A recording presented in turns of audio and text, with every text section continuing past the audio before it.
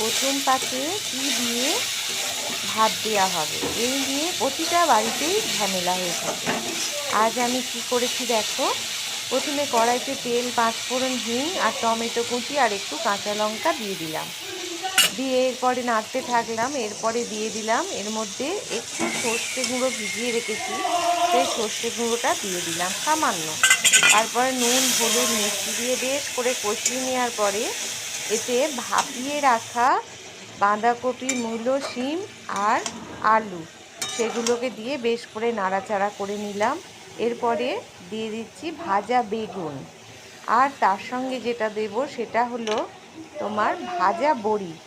ভাজা বড়িটাকে একটু গুঁড়ো করে দিয়ে দিতে হবে, কিন্তু গুঁড়ো করে দিয়ে বেশ করে নাড়াচাড়া করে নিয়ে তারপরে কাঁচা সর্ষের তেল এর ওপর থেকে একটু ছড়িয়ে দিয়ে ধনে পাতা কুচি দিয়ে দাও, দিয়ে নাড়াচাড়া করে নিয়ে এটা অবশ্যই একটু তেল তেল হবে, দিয়ে তারপরে প্রথম পাতে সার্ভ করো।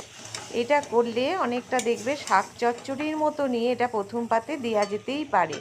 জয় বামদেব বাবা।